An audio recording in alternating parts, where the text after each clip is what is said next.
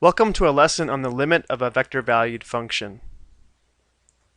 If we have a vector-valued function in 2 dimensions, or R2 as we see expressed here, or in 3 dimensions, or in R3 as we see expressed here, if we want to determine the limit of these vector-valued functions, we can see that we just need to take the limit of each component individually to determine the limit of the vector-valued function. Whether it's in 2 dimensions or 3 dimensions, will determine whether we have 2 limits or 3 limits to evaluate.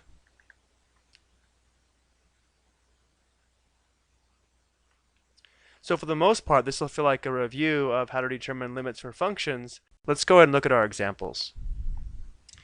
So if we want to determine the limit as t approaches 0 of the vector-valued function r of t, we need to find the limit as t approaches 0 of e to the power of t times the unit vector I plus the limit as t approaches 0 of sine t over t times the unit vector j. Well, as t approaches 0, this exponent is approaching 0, and e to the 0 would be equal to 1, so we're going to have 1 times the unit vector I plus. Now as t approaches 0, notice that the numerator and denominator approach 0, which is an indeterminate form. So here we're going to have to apply L'Hopital's rule, where instead of evaluating this limit, we can take the limit as t approaches 0 of the derivative of the numerator and the derivative of the denominator. Well, the derivative of sine t would be cosine t, and the derivative of t would be 1. And now we can evaluate this limit because as t approaches 0, well, cosine 0 would be equal to 1, so we'd have 1 over 1, so this limit would equal 1. So we have 1i plus 1j, or in component form, the x component would be 1, and the y component would be 1. Let's go and take a look at another one. Here we have an x, y, and z component, so we're going to have to determine 3 limits. We'll have the limit as t approaches pi over 4 of sine squared t times the unit vector I plus the limit as t approaches pi over 4 of tangent t times the unit vector j, and then lastly plus the limit as t approaches pi over 4 of 1 over t times vector k.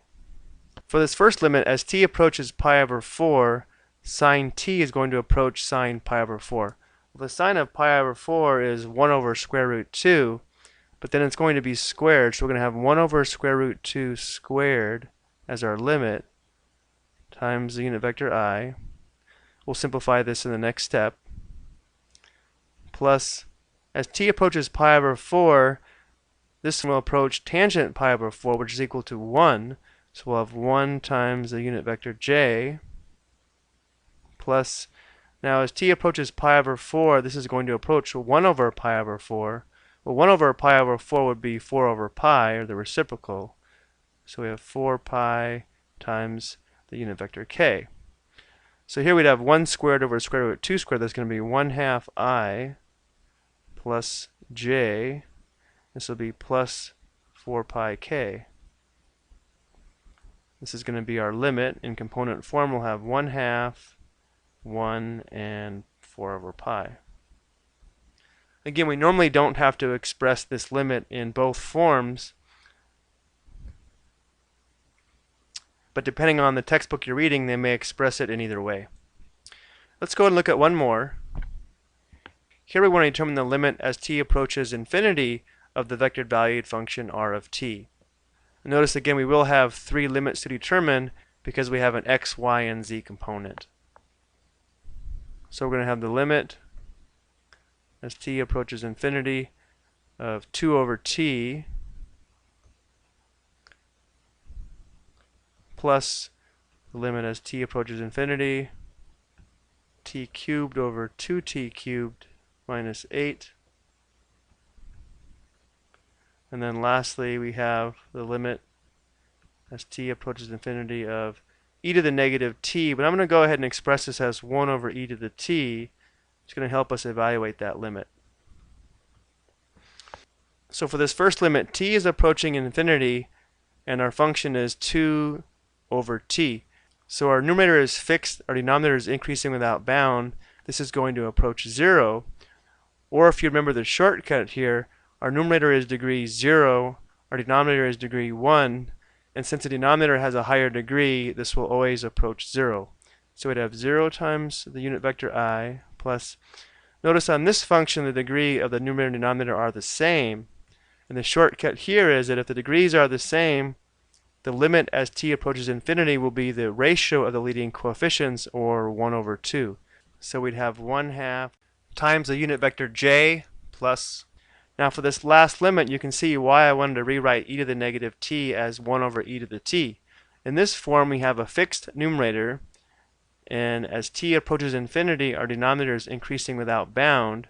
So 1 over an increasing denominator would be approaching 0. So we have 0 times the unit vector k. So we can rewrite this as 1/2 j, or in component form, we would have 0, 1/2, and 0. So as you can see, determining the limit of a vector valued function is for the most part just reviewing how to determine limits in general. I hope you found this video helpful.